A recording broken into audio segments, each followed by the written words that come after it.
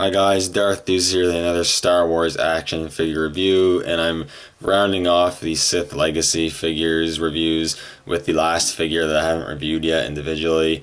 I've done Darth Maul and Darth Bane. It's time to move on to Darth Nihilus. Probably the most sought after figure from that pack, and definitely my favorite from the pack, and one of my favorite Star Wars figures in my collection. It's a really awesome figure. Definitely one of my holy grails when I was collecting. He was only released in the Evolution Sith Legacy pack, just like Darth Bane. Those two only were released in the 2 times that pack was released, so that made him relatively rare. He's the most expensive in the set. Loose, he's gonna set you back probably around $60 to $70 now. His price has gone up, and it's just going to go up. That's just how it is, unless they repack it, which I doubt. So he is quite expensive, but he's also a very cool figure. So we'll take a closer look at the figure, and he is really cool. His paint apps are pretty simple. You've got pretty much blacks, but what's nice is that there is some variation in the blacks. So we'll take a look at the head sculpt first. And one thing I really like about Darth Nihilus is just the character design.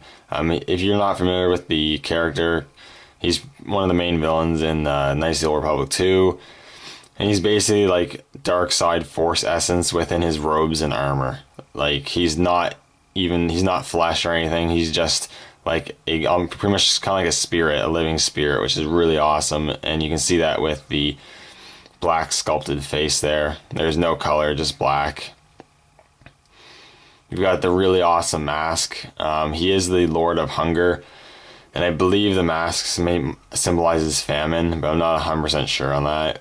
But the mask is really cool. It's kind of like a bone mask or something. It's white. You got the red lines painted on there, and you got the little bronze medallion in the middle. Just looks really cool. And you've also got the hood, which is a very unique sculpt. It's like square in the front, which is really interesting, and you got all this nice sculpted detail. Looks really nice. I'm glad they went with a plastic hood.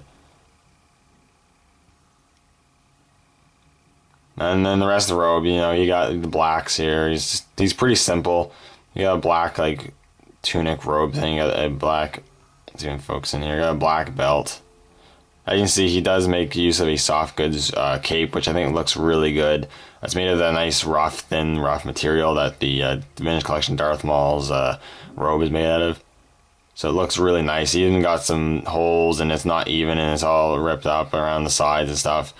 I think it looks really awesome. Definitely amplifies that ghostly sort of specter look. I think it looks awesome.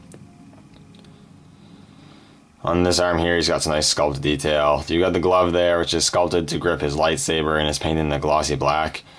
And one thing I really like is this hand is sculpted in like a force gesture pose, like a really cool gesturing pose. So, you can have him look like he's using the force, gesturing, force gripping. It's really cool. I really like the added touch to that hand.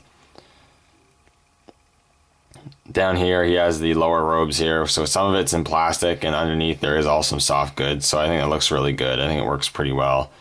The plastic one itself has some tears in it. It looks all ripped up and stuff. It looks really cool. I really like that a lot. And the boots here, you got some kind of heavy duty boots. You got black glossy boots with some big buckles going on, which is pretty cool. And not really much going on with the pants, but there's some sculpted detail.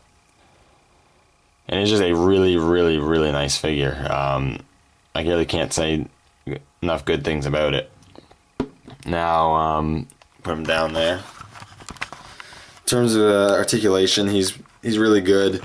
Everything you expect for the most part. He does have a ball joint in the head, but the ball joint, because of something I'll show you here in a minute, he can really only get rotation of it. It doesn't really move up and down. He has good ball hinges in the shoulders, good ball hinges in the elbows, a rotation at the glove, swivel waist, swivel hips, ball hinge knees, and ball hinge ankles. So you can get this guy in some good poses. You definitely have some options.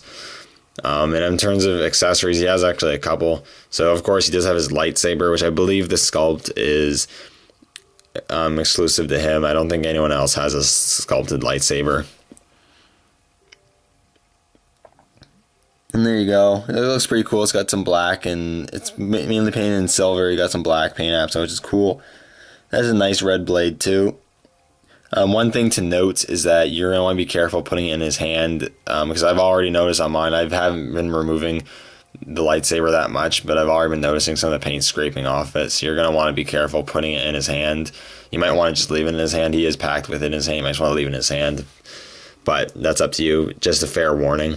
But you can also actually remove the plastic hood, so that's not too hard. You can just, lift it over his face there. And you can actually take the hood off, which I think is a really cool feature. And you can there's just not much going on. But it does actually have the hair. You find out that Nihilus actually has hair, and he's rocking some dreadlocks and some ponytail dreadlocks, which I think is really cool. I mean, you never know he'd have hair or anything, but they actually, Hasbro actually went along and sculpted some hair for him, which is really cool. And that's pretty much the main reason why he doesn't have much hair articulation, because his ponytail gets in the way and it's not very pliable. So. But the hair itself sculpted really nicely, looks really good. And overall, this is a really, really cool figure. Me being a Sith fanatic, this was definitely one of my holy grails. This is the one I really wanted to have. I was really happy I was able to pick up the whole wave, but this is one I definitely wanted to have. It is hard to cough out the $60, $70 for this figure. For me, definitely, I'd wait to see if you can find it for a better price. Always keep checking eBay, see if you can find it for a better price. But if you're collecting 3 3/4 line and you're a fan of the expanded universe, or you're a Sith-aholic like me, you just love the Sith, this is a must-have figure. This is an awesome figure to collection. Not even a bad investment, because I think I bought the whole pack for $60. Well, tax is probably around $70, and this figure alone's worth $70. So, it's a really great figure, though. I definitely recommend you pick it up if you can get your hands on it. It's an awesome figure, and definitely a great addition to your Sith collection. Anyways, thank you guys so much for watching, and may the Force be with you.